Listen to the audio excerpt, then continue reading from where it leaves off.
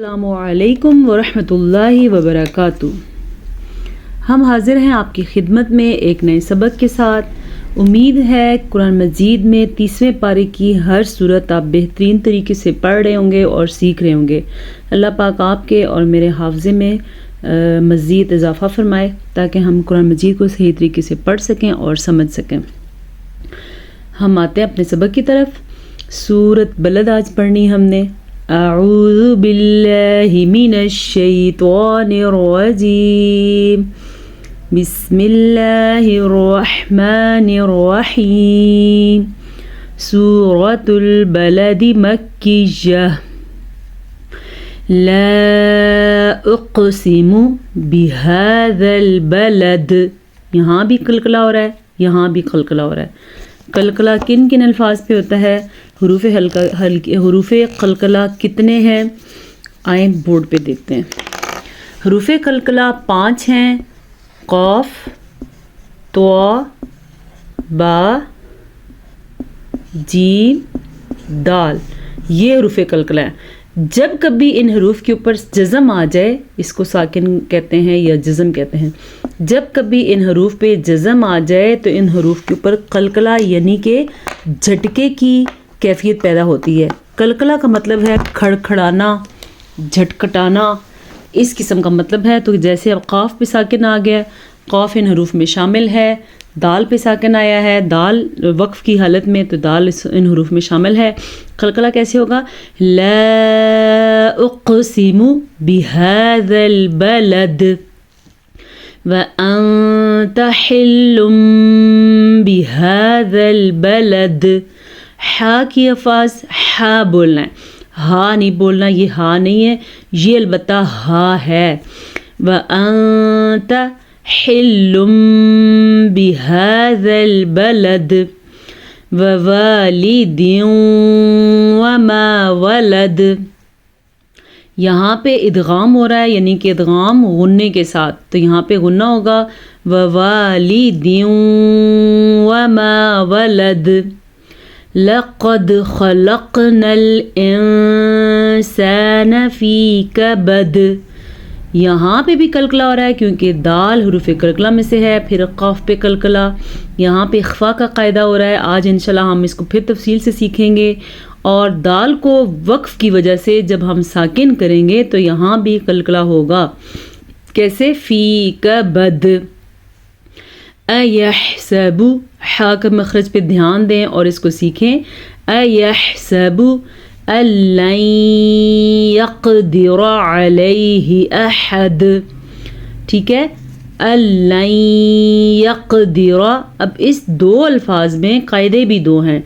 لن میں ادغام بلا غنہ اور لن یقدر میں ادغام بالغنہ۔ یاد رکھیں ادغام جو ہے وہ عام طور پہ 6 حروف پہ ہوتا ہے۔ یرملون، 2 جو ہیں وہ ادغام بلا غنہ کے ہیں، یعنی کہ لام اور را۔ جب یہ آ جائیں نون ساکن یا نون تنوین کے بعد تو یہاں پہ بالکل بھی ٹھہرنا نہیں ہے۔ لن، یہاں پہ البتہ لن ادھر ٹھہرنا ہے کیونکہ یمون، یا، میم، واو، نون، جب نون ساکن کے بعد یا نون تنوین کے بعد یا، میم، واو، نون میں سے کوئی حرف آ جائے تو وہاں پہ غنہ ہوتا ہے۔ ہاں البتہ میم اور نون 2 ایسے حروف ہیں جو الگ سے بھی آ جائیں تو وہاں پہ بھی غنہ ہوتا ہے، جیسے یہ ہے، یہاں پہ غنہ ہوگا۔ اور اس کے علاوہ میم کی مثال بھی ہم نے پڑھی تھی غنے کے لیے۔ ابھی آگے دیکھتے ہیں، ٹھیک ہے۔ لن یقدر علیہ احد یقول اہلکت مالا لبدا۔ یہ ہے ادغام بلا غنہ۔ اگر یہاں پہ لام نہ ہوتا تو ہم نے پڑھنا تھا مالن، مالل نہیں پڑھنا تھا، لیکن لام آنے کی وجہ سے نون تنوین ختم ہو گیا تو لام کو لام سے ملا دیں گے، نون تنوین کی آواز ختم ہو جائے گی۔ مالل لبدا۔ اگر کوئی اس کو مالن لبدا پڑھتا ہے تو وہ اپنی غلطی ٹھیک کر دیں، یہ ہے مالل لبدا۔ ایحسب ان لم یرہ احد۔ ٹھیک ہے، ایحسب ان لم یرہ احد۔ ألم نجعل له عینین، نجعل له جیم کے اوپر قلقلہ ہو رہا ہے، عینین اس کو لوگ پڑھتے ہیں عینین، غلط، عینین عینین، بولیں آپ بھی پڑھیں عینین، وَلِسَانًا وَشَفَتَيْن، یہاں پہ غنہ ہو رہا ہے، پھر سے ادغام بالغنہ، وَلِسَانًا اتنا غنہ آپ نے کرنا ہے۔ اگر آپ پڑھتے ہیں وَلِسَانًا وَشَفَتَيْن تو پھر آپ قرآن مجید ٹھیک نہیں پڑھ رہے، ٹھیک کر لیں۔ وَهَدَيْنَاهُ النَّجْدَيْن، ٹھیک ہے، سمجھ آ رہی ہے؟ میں نے غنہ کیا یہاں پہ کیونکہ نون کے اوپر شد آنے کی وجہ سے ہم غنہ کریں گے۔ فَلَقْتَحَمَ الْعَقَبَةَ، اگر آپ اس کو کچھ اور طریقے سے پڑھتے ہیں تو ٹھیک کر دیں، فلا اقتحم پڑھتے ہیں تو غلط ہے، یہ کیا ہے؟ فَلَقْتَحَمَ الْعَقَبَةَ، قاف کو موٹا کر کے پڑھیں گے کیونکہ قاف حروف مستعلیہ میں سے ہے اور قاف کے اوپر قلقلہ ہوگا کیونکہ قاف حروف قلقلہ میں بھی ہے۔ وَمَا أَدْرَاكَ مَا الْعَقَبَةُ، ٹھیک ہے، وما کی مد ادا کریں اور ادراک را کو پر کر کے پڑھے، ما العقبہ، فک رقبہ، ٹھیک ہے، او اطعام فی یوم ذی مسغبہ۔ اچھا جی، یہاں پہ بھی اخفا ہو رہا ہے اور یہاں پہ بھی اخفا ہو رہا ہے، یعنی کہ او اطعام فی یوم ذی مسغبہ، کیونکہ نون تنوین کے بعد فا حروف اخفا میں سے ہے، یہاں پہ بھی نون تنوین ہے یعنی کہ دو زیر دو زبر دو پیش، یا نون ساکن کے بعد حروف اخفا میں سے کوئی حرف آ جائے تو وہاں پہ اخفا ہوتا ہے۔ حروف اخفا کون سے ہیں؟ چلیں اس قاعدے کے اوپر تھوڑا سا کام کر لیتے ہیں، بورڈ کے اوپر آ جائیے۔ یہ ہے جناب نون ساکن، ٹھیک ہے، اور یہ ہے جناب دو زبر دو زیر دو پیش، اس کو کہتے ہیں نون تنوین۔ یہ نون ساکن اور یہ نون تنوین، قرآن مجید میں جب کبھی نون ساکن یا دو زبر دو زیر دو پیش یعنی کہ نون تنوین کے بعد حروف اخفا میں سے کوئی حرف آ جائے تو وہاں پہ اخفا ہوگا، یعنی کہ اس نون ساکن کو یا نون تنوین کو تھوڑا چھپا کے پڑھیں گے، کسی حد تک اس کی آواز ناک میں جاتی ہے، غنّے کی کیفیت ہوگی لیکن مکمل غنّہ ادغام بالغنّہ میں ہوتا ہے۔ نون ساکن کے بعد تا آ جائے تب اخفا ہوگا، سا آ جائے تب اخفا ہوگا، جیم آ جائے تب اخفا ہوگا، دال آ جائے، زال آ جائے، را نہیں، را کے ساتھ پھر ادغام بلا غنّہ ہو جائے گا، زا آ جائے، سین، شین، صاد، صاد، طوا، زوا، ضا، عین، سوری عین نہیں، عین حروف ہلکی میں سے، ف،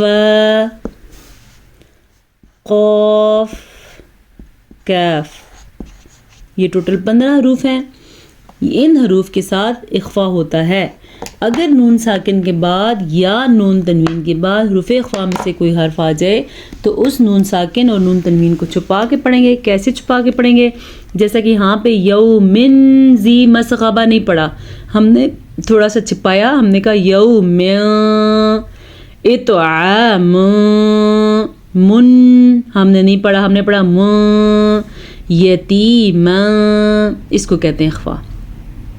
یہ مسکین، کتنے زیادہ اخفا ہیں سمجھ بھی جائیں آپ۔ یتیم ذا مقربہ او مسکین ذا متربہ ثم كان من الذین آمنوا، آمنوا کو کھینچنا ہے کیونکہ واو مدہ ہے، وتواصوا بالصبر وتواصوا بالمرحمہ، ٹھیک ہے، وتواصوا یہاں پہ واؤلین ہے یعنی کہ کھینچ کے نہیں پڑھنا، نرمی سے پڑھنا ہے. بالصبری سواد کو پر پڑھنا ہے. وتواصوا میں بھی سواد کو پر پڑھنا ہے کیونکہ سواد پر پڑھے جانے کے قابل ہے. اولئک اصحاب المیمنہ والذین کفروا بآیاتنا ہم اصحاب المشأمہ. لفظوں کو دیکھیں، اگر آپ پڑھنا نہیں جانتے تو پڑھنا سیکھیں. والذین کفروا بآیاتنا ہم اصحاب المشأمہ. ہا کے مخرج کا دھیان دینا ہے، سواد کو پر پڑھنا ہے.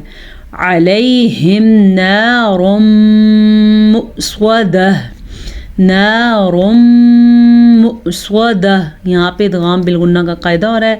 را کو ہم پر پڑھیں گے کیونکہ را کے اوپر دو پیش آ گئے ہیں. ہم چلتے ہیں اب حدیث کی طرف. سبق تو آج کا ہمارا کمپلیٹ ہو گیا. آپ کیسا پڑھ رہے ہیں اس کا اندازہ تو مجھے تب ہوگا کہ جب آپ پڑھ کے کومنٹ کریں گے کہ ہم نے پڑھ لیا اور ہم نے سیکھ لیا. چلے جی ہم چلتے ہیں آج کی حدیث کی طرف. آج ہم نے حدیث نمبر میرے خیال سے 21 پڑھنی ہے. جی آج ہم نے حدیث نمبر 21 پڑھنی ہے. حدیث نمبر 21 ہے عم الرجل سنو ابیہ. کسی بھی انسان کا چچا اس کے باپ کی مانند ہے، یعنی چچا کو باپ کے برابر درجہ دیا ہوا ہے. اسی طرح ایک اور حدیث ہے الخالۃ بمنزلۃ الام. خالہ کا مرتبہ ماں کے برابر ہے. یہاں پہ چچا کا مرتبہ باپ کے برابر دیا گیا ہے. آدمی کا چچا اس کے باپ کی مانند ہے. عم الرجل سنو ابیہ. آدمی کا چچا اس کے باپ کی مانند ہے. امید ہے آج کی حدیث آپ کو آ گئی ہوگی. یہ اسکرین شاٹ آپ لے سکتے ہیں. اس حدیث کو پڑھیں، سیکھیں، ترجمہ سیکھیں اور مجھے بتا دیں کہ آپ نے واقعی یاد کر لیا. ہماری کلاس کا وقت ختم ہو جاتا ہے. السلام علیکم ورحمۃ اللہ وبرکاتہ.